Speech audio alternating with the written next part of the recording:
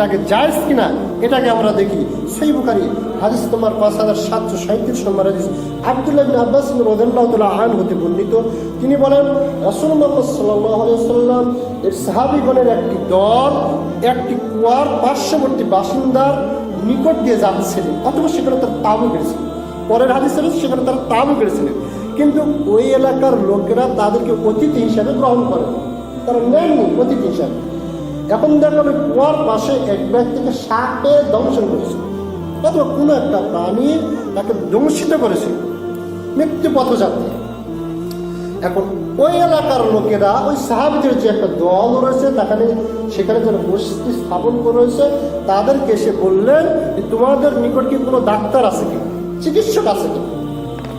তখন তাদের মধ্যে বললেন আমাদের ভিতরে কোনো চিকিৎসক নেই। তখন বললেন তোমাদের ভিতরে কেউ নেই যে ঝাড়ফুঁক করবে? তখন তাদের ভিতরে একটা লোক বললেন আমি ঝাড়ফুঁক করে দিতে পারি, তবে এর বিনিময়ে আমাকে অর্থ দিতে হবে। কি জন্য? তোমরা আমাকে অতিথি হিসেবে আমাদেরকে গ্রহণ করনি, সুতরাং ঝাড়ফুঁক করবো, এর বিনিময়ে আমাদেরকে অর্থ দিতে হবে। তখন তাদের মধ্যে হতে তারা বললো আমাদের যে একটা বিশাল একটা বর্গির পাল রয়েছে, পুরো পাল দিয়ে দিব যদি ঝাড়ফুঁক চিকিৎসা থাকে। তখন তাই করা হলো, ওই ব্যক্তি সেখানে গেল, যাওয়ার পরে তার ঝাড়ফুঁক হলো সূরাতুল ফাতিহা। কি সূরা? সূরাতুল ফাতিহা।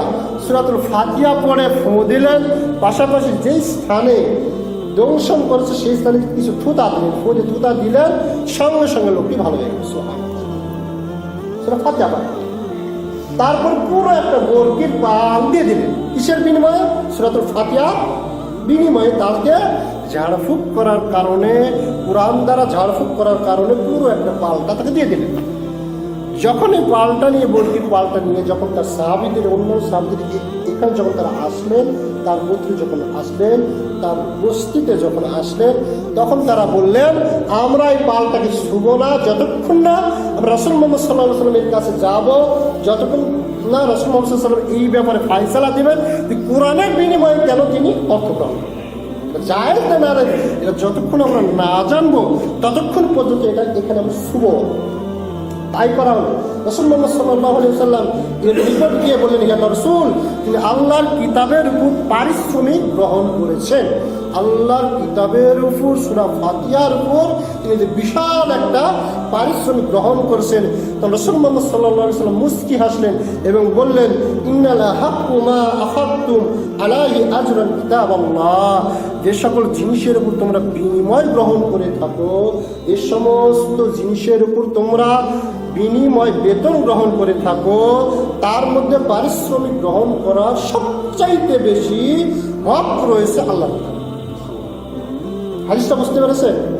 তোমরা যে সকল কাজের বিনিময়ে পারিশ্রমিক নিয়ে থাকো, বেতন নিয়ে থাকো, তার মধ্যে সবচাইতে বেশি পারিশ্রমিক নেওয়ার হকদার, বেতন নেওয়ার হক হচ্ছে কিতাবুল্লাহ, স্বয়ং আল্লাহর কিতাব। রাসূল মুহাম্মদ সাল্লাল্লাহু আলাইহি ওয়াসাল্লাম বললেন, অথবা রাসূল মুহাম্মদ সাল্লাল্লাহু আলাইহি ওয়াসাল্লাম বললেন যে তোমরা, তারপর তিনি বললেন ওই সাহাবীকে লক্ষ্য করে বললেন তোমরা কিভাবে জানলে যে সূরা ফাতিহার মাধ্যমে রোগ সারানো? কিভাবে জানলে? রাসূল সাল্লাল্লাহু আলাইহি ওয়াসাল্লাম আসলেন এবং বললেন তোমরা কিভাবে জানলেন? অতঃপর এটি রোগ সারায়, সূরা ফাতিহা রোগ সারায়, এটা তোমরা কিভাবে জানলে? অতঃপর বললেন ঠিক আছে, বকরিগুলো নিয়ে যাও এবং তাতে আমার জন্য একটা ভাগ রেখে দিও। কে বললেন? রাসূল মুহাম্মদ সাল্লাল্লাহু আলাইহি ওয়াসাল্লাম। তাহলে পারিশ্রমিক তিনিও নিয়েছেন এবং রাসূলও বলতেছেন আমার জন্য একটা ভাগ রেখে তো। সহিহ বুখারী হাদিস নম্বর 5736 নম্বর হাদিস, আধুনিক প্রকাশনী থেকে ছাপানো সহিহ বুখারী 5516 নম্বর হাদিস, ইসলামিক ফাউন্ডেশন থেকে ছাপানো সহিহ বুখারী 5212 নম্বর হাদিস। এই হাদিস প্রমাণ করতেছেন পৃথিবীতে যত বেতন নেওয়ার মাধ্যম রয়েছে, পারিশ্রমিকের মূল্য নেওয়ার যতগুলো মাধ্যম রয়েছে, তার মধ্যে সর্বোৎকৃষ্ট যে মাধ্যম সেটা হচ্ছে কিতাবুল্লাহ। কোরআনের বিনিময়ে আপনি পারিশ্রমিক নেবেন, হচ্ছে পারিশ্রমিক, শ্রমের জন্য আপনি এটা নিতেছেন, শ্রমের জন্য এটা নিতেছেন। যা সহিহ বুখারীর হাদিস দ্বারা প্রমাণিত। আব্দুল্লাহ ইবনে উমর রাদিয়াল্লাহু তাআলা আনহুর আমলে قد جعل عمر بن الخطاب رضي الله عنه للمعلمين الارزاق من بيت المال। তিনি উমর রাদিয়াল্লাহু তাআলা আনহুর জামানায় কুরআনের মুআল্লিম রাখতেন, শিক্ষক রাখতেন এবং তাদের বেতন দিতেন বাইতুল মাল। তাহলে কোরআনের বিনিময়ে অর্থ না জায়েজ না জায়েজ? রাসূল সাল্লাল্লাহু আলাইহি ওয়াসাল্লাম নিজে পর্যন্ত বলেন আমার জন্য একটা অংশ রেখে দিন। তিনি বলেন এটা হক, এটা কোরআনের হক, সে নিবে। যতগুলো মাধ্যম রয়েছে সেখান থেকে নেওয়া এটা উত্তম ভালো মাধ্যম। এবং উমর রাদিয়াল্লাহু তাআলা আনহু ইমামতির বেতন দিতেন, মুয়াজ্জিনের বেতন দিতেন বাইতুল মাল, অর্থ দিতেন, বেতন দিতেন। তাহলে মুয়াজ্জিন করে টাকা নেওয়া জায়েজ না নাজায়েজ? অনেকে মনে করতেন মুয়াজ্জিন করে টাকা নেওয়া মনে হারাম, যার অনেক বলছেন রাজি হয় না, সে বুঝেই না, ইসলামটা বুঝে না। আপনাকে নিতে হবে, কেন নেবেন না? নেওয়াটাই ভালো, নেওয়াটাই ভালো, ইমামতি করে বেতন দেওয়াটাই ভালো, কেন আপনি নেবেন না? বেতন নির্ধারণ একটা নিবেশের ব্যক্তিগত ব্যাপার, তবে নেওয়া জায়েজ রয়েছে। ওমর রাদিয়াল্লাহু তাআলা আনহু দিতেন।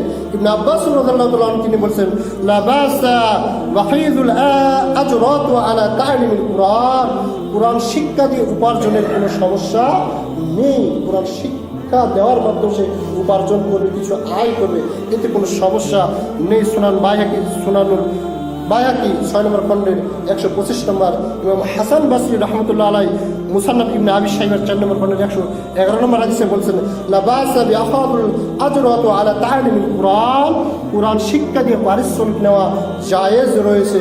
ইমাম আতা ইবনে আবি রাবাহ রাহমাতুল্লাহ আলাইহি তিনি বলেছেন কুরআন পড়ানো এবং শেখানোর মাধ্যমে বিনিময়ে অর্থ নেওয়াকে তিনি জায়েজ বলেছেন।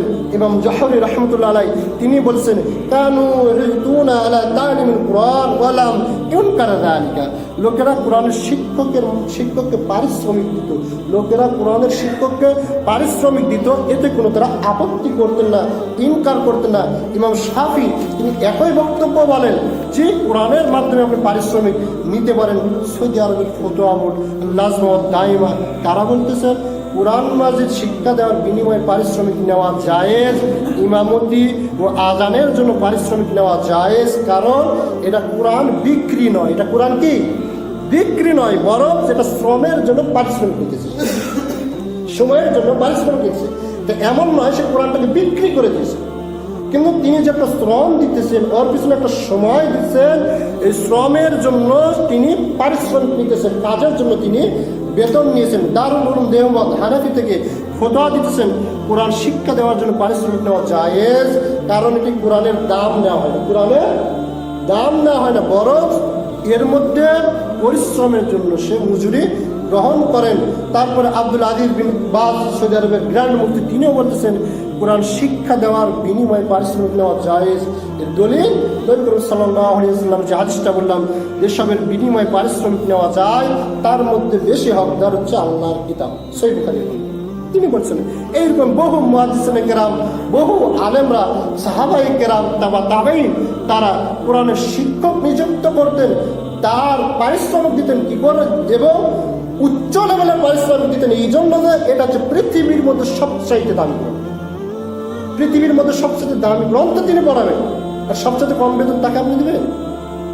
পৃথিবীর মধ্যে সবচেয়ে দামি বস্তু তিনি আপনাকে শিখাবেন যে আপনার ইহকালেও কাজে লাগবে, পরকালেও কাজে লাগবে, এমন বস্তু আপনি শিক্ষা গ্রহণ করবেন, আর সবচেয়ে কম বেতন তাদেরকে দিবেন। পৃথিবীর মধ্যে সবচাইতে দামি কথা ওই কথা,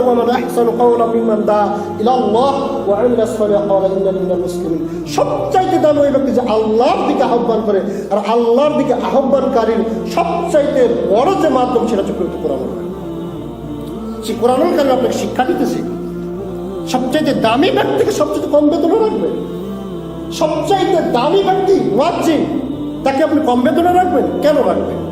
সমাজে একটি মুসলমান নেই, তাই বলছেন সবচাইতে উপর লেভেলে তারা বেতন তাদেরকে দিতে, তাদের বেতন দিয়ে তার সংসার চলত, মুয়াজ্জিনের সংসার চলে যেত ওই বেতন দিয়ে, ইমামের ওই বেতন দিয়ে সংসার চলে যেত, এত ভাবে তারা বেতন দিতেন। সুতরাং ইসলামের কোরআনের মাধ্যমে, ইসলামের মাধ্যমে আপনি বেতন নেবেন, আপনিও দিবেন কিছু না, এটা আপনার ইহকালীনও কল্যাণ, পরকালীনও কল্যাণ, ওই শিক্ষার মাধ্যমে আপনি পাবেন। সুতরাং মূল যে পয়েন্ট, কোরআন হাদিস এবং ফতোয়ার মূল যে পয়েন্ট, সেটা হচ্ছে কোরআন শিক্ষা শ্রমের বিনিময়ে বেতন নয়, এটা হচ্ছে জায়েজ। ইমাম বাইহাকি হাদিসটা বললাম তো। তারপরে ইমাম আজান মাসিক যে বেতন নির্ধারণ করা, পারিশ্রমিক এটাও জায়েজ, যা রাসূল মুহাম্মদ সাল্লাল্লাহু আলাইহি ওয়াসাল্লামের যুগেও ছিল, সাহাবায়ে কেরামের যুগেও তারা বাইতুল মাল হতে ইমামদেরকে এবং মুয়াজ্জিনদেরকে বেতন দিতেন। এবং রুকাইয়া এবং চিকিৎসার মাধ্যমে সূরা ফাতিহার মাধ্যমে যে হাদিসটা বললাম পারিশ্রমিক নয়, এটা হচ্ছে জায়েদ নবী সাল্লাল্লাহু আলাইহি সাল্লাম থেকে অনুমোদিত। এবং আরেকটি যে বিষয় আমরা যেটা লক্ষ্য করছি সেটা হচ্ছে যারা বক্তা তারা কি করে, বক্তব্য দেওয়ার জন্য অগ্রিম টাকা দেয় না। মনে করেন একটা বক্তা 50,000 টাকা, তাহলে আমার কি যদি অগ্রিম আগে গিয়ে তাকে 10,000 টাকা দিয়ে ডেটটা ফিক্সড করে আসে, অগ্রিম 10,000 টাকা, এই টাকা নেওয়া যায় না, কি যায় না। এই বিষয় হচ্ছে সত্য থাকতে হবে। আমি 10,000 টাকা নিলাম, আমি যদি সেখানে উপস্থিত যদি হতে না পারি তাহলে আমি টাকা ফেরত দিতে বাধ্য থাকি। কথা বুঝতে পারতেছেন? আমি মনে করেন এখানে চাকরি করছি 1 মাসের বেতন, মনে করেন 1 মাসের বেতন 3,000 টাকা। এখন আমি অগ্রিম বললাম, কোনো কারণবশত আমি অগ্রিম 1 মাসের টাকা আমি নিয়ে নিলাম, শর্ত পুরো 1 মাস এখানে ইমামতি করব।